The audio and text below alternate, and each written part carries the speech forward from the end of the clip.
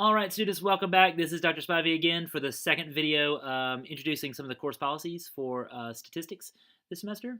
Um, so we're going to start here in Moodle. So this is, again, you saw the Moodle video. The first video was about Moodle, introducing you to that. I'm going to go ahead and click on the course info sheet. In this video, we're going to talk about the course policies. So this is what the syllabus looks like. Here's my contact information, so please take a look at that and make use of it if you need to contact me for any reason.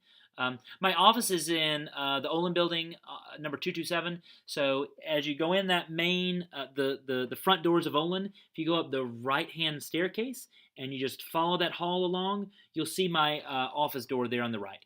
I hope that you'll come and visit me during office hours, which are Mondays through Thursdays, 3 to 4 p.m., Fridays, 2 to 3 p.m., or by appointment. I want to highlight that, right? So if these times are not convenient for you and you've got questions you need to ask me, please make an appointment. I can often schedule some time to meet with you that's not during these times. Does that make sense? So please take advantage of that. Again, if you cannot come to office hours, right? So obviously we meet there. There's our meeting time, and yep. Our textbook is this one.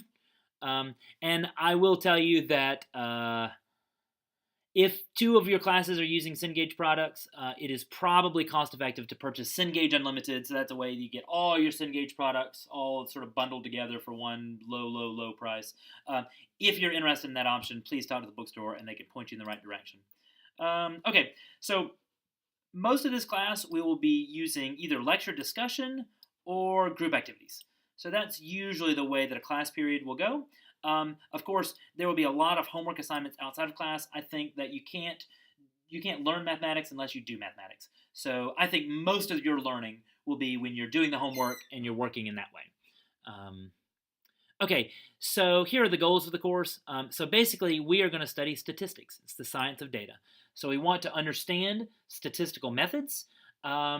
And our goals will be on applying statistics correctly and interpreting statistical results or statistical tests, that sort of thing. So in a typical math class, there might be a focus on calculating something, and your answer is sort of one number or a solution or something like that. In this class, it is very typical to have your answer to be a short sentence describing what's going on in the situation, or a calculation followed by an interpretation of what that calculation means, right? So we're going to be doing a lot of interpreting our results and understanding terminology and that sort of thing. That's an important component of statistics, and so that will certainly be a focus of this class. Okay, so as for technology, Moodle is going to be a big one. So we've already been over Moodle. We talked a little bit about WebAssign as well, so I don't need to talk about that again. This is the important part. This is the new part. So a lot of calculations in statistics we don't do by hand. We just use a calculator or a computer to do that. So you've got a couple of different options. If you've got a graphing calculator like the TI-83 or the TI-84, those are going to be great. Or you could use a computer with Excel or a similar spreadsheet application. You will be required to use that on homework and on tests. We'll talk about tests, how we're going to deal with that later on when we get closer to a test period. So you should have some sort of technology, and you should bring that technology to each class session. So I will be in class showing you how to do the calculations on your computer and on the calculator, right? And students often ask what's the right one or the best one to use. That's a hard question to answer. I would say if you've got a laptop, Excel is a great choice, because if you learn how to use Excel here, that will be a great benefit to you as you go forward. Every person should just know how to use Excel. So we're going to sort of learn some basic functionality of Excel. So it's good for you to have that going forward. On the other hand, if you've got a calculator and you are comfortable using it, it's a great option, right? So I'm not going to tell you that that's wrong. Either one will work. Just make sure you've got something. Okay, so the homework is important. You got to do it. It's absolutely crucial that you work through the homework. And this is important. So basically, sometimes circumstances are such that you forget to do homework or you're late doing it or whatever. I understand that sort of thing happens. So there is an option for an automatic extension, right? So an automatic 24-hour extension will be granted to WebAssign homework not to exceed 48 hours past the original due date for a 25% grade penalty, right? My feeling is that I you know it's better than a zero. Do you know what I mean? I'd rather if you're late, if you're a little bit late on something, I think that's fine. I'm happy to give you some grace there. But there should be a small penalty for not getting it on time. And that's sort of what's going on here. If you have some sort of big issue that prevents you from doing it, some sort of legitimate issue, like you went to a funeral or something like that, right? So some sort of extenuating circumstances, you can contact the instructor about that, and I could, in those circumstances, give you a penalty-free extension, right? So if you're in that situation, you should always ask me, and I may be able to give you an extension that doesn't have a penalty. Again, that's only for extenuating circumstances, and that's at my discretion. Okay. Okay. We're also going to be reading the textbook. So what I want for you to do is to read a section before we cover it in class. And that way we'll be able to get deeper into the material in class. So we'll spend more of our class time not introducing you to very basic terminology, but rather building on the terminology you already have to do a little bit harder questions in class, so you're more prepared to do stuff outside of class. So there you go. Usually what we'll do is we'll have a short assessment for each reading that just is designed to make sure you understood the basic ideas. Right? Nothing too hard, just to make sure that you're actually doing the reading. Okay.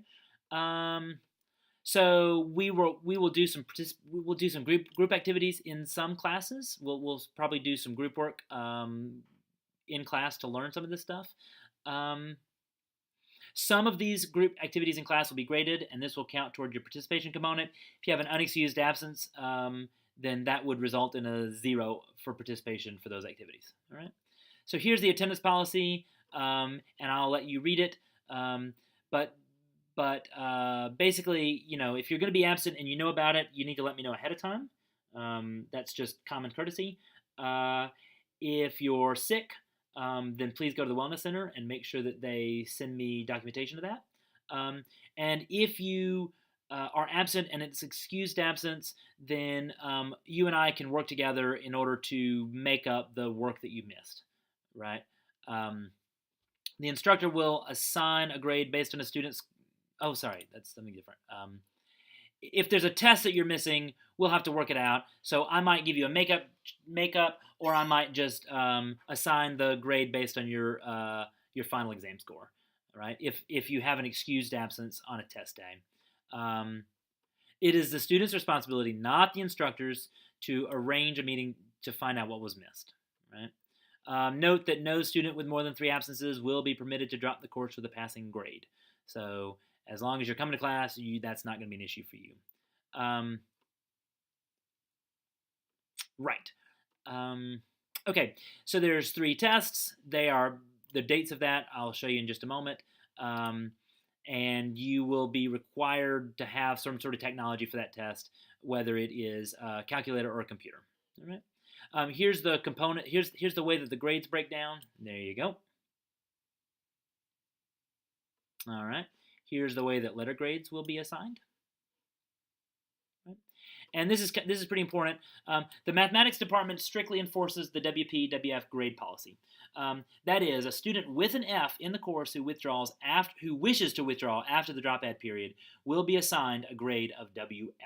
So a WF counts as an F toward your GPA, and that's bad. You don't want that to happen.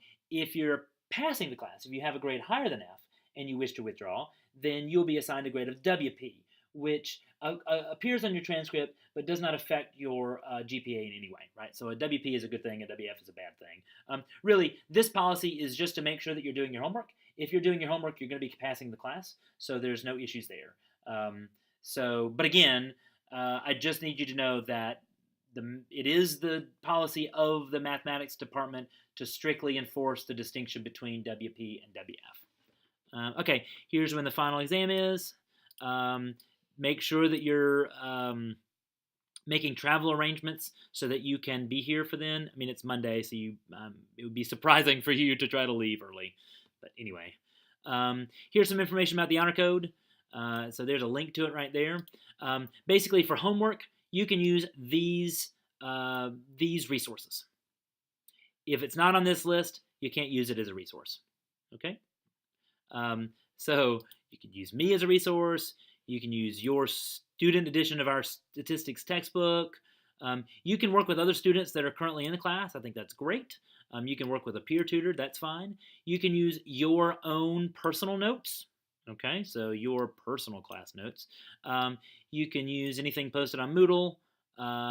You can use a calculator or something like Excel. Okay, so obviously on tests, you will not be allowed to consult the internet, books, notes, or other people. Okay, and the syllabus, there's sometimes we need to change the syllabus, so I will let you know if that needs to happen. Finally, this is a very rough list of the topics and dates for the class. The tests I usually do not move. Those tests are pretty well set in stone, so you can pretty much. You should put the dates for test 1, test 2, and test 3 in your planner. Those are probably not going to change. It's very rare for me to do that. However, these sections here, those are just guesses as to what section will cover which day. So if we deviate from that, please don't get too stressed out about it. All right. So thanks very much. If you got any questions, please let me know. All right. Have a good day. Bye.